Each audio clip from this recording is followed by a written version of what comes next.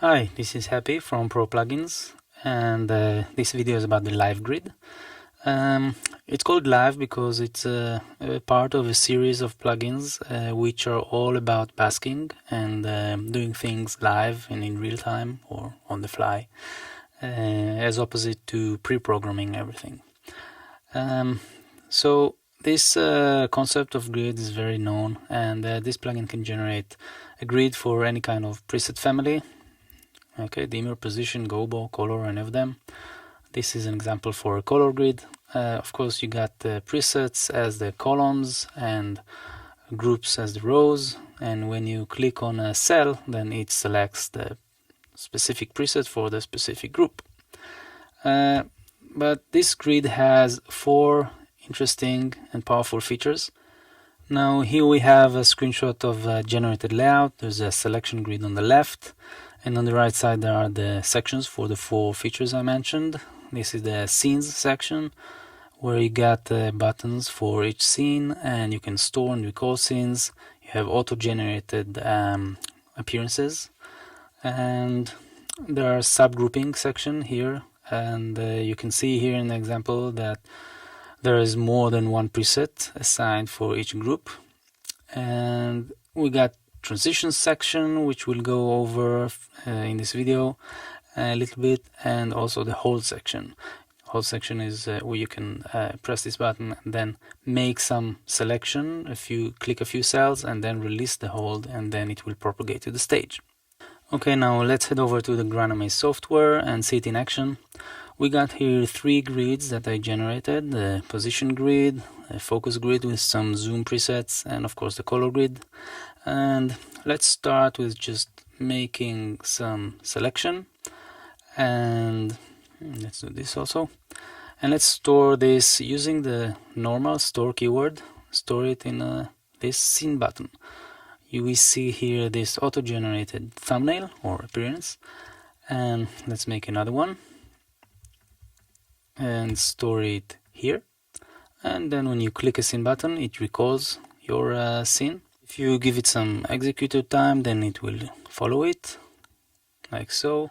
Now let's show the hold feature. So when you click here the hold button, you can see it is blinking red to show you and warn you that you are in hold mode, and whatever selection you make doesn't affect the stage. Okay, now you see this is also blinking because the hold feature is global, so it affects all the grids that you have. So I can also make some changes in the positions. Nothing happens on stage, and when I release the hold, let's do this, then everything will happen at once.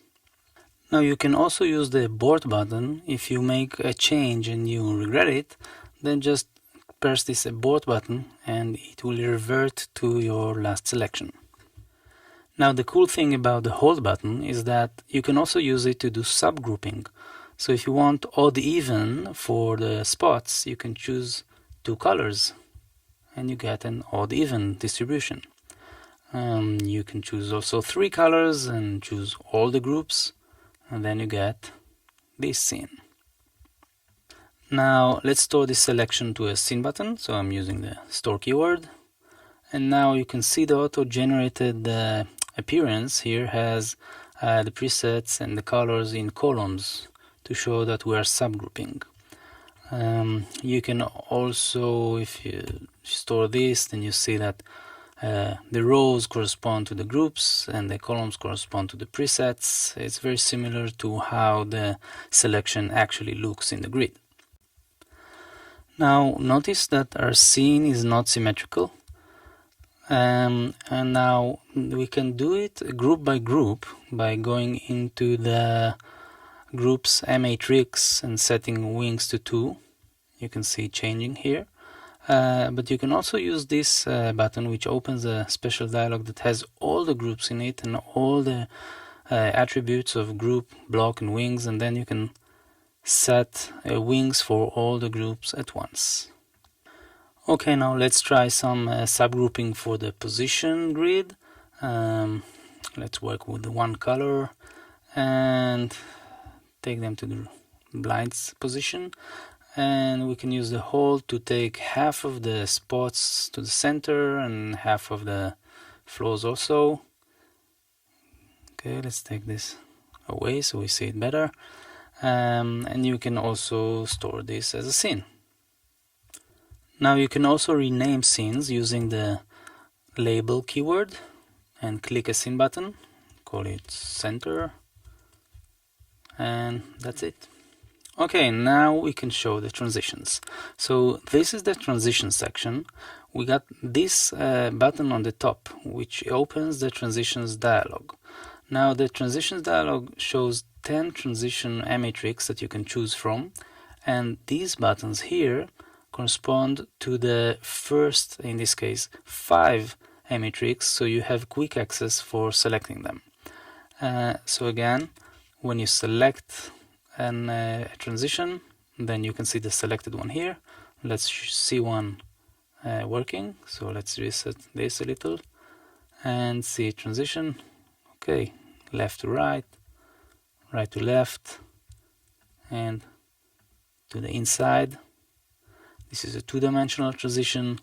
And now let's modify this transition using the dialog. So we can turn it into a random two-dimensional transition. You get an automatically assigned appearance, and you can see it working. And you can also quickly change its parameter. So right now it's tied to the executor time. We can change the fade to be really smooth. Okay, you can take it back, and you can also have a fixed time. So this is 1 second, and you see this 1 second here. Let's make it longer, 6 seconds.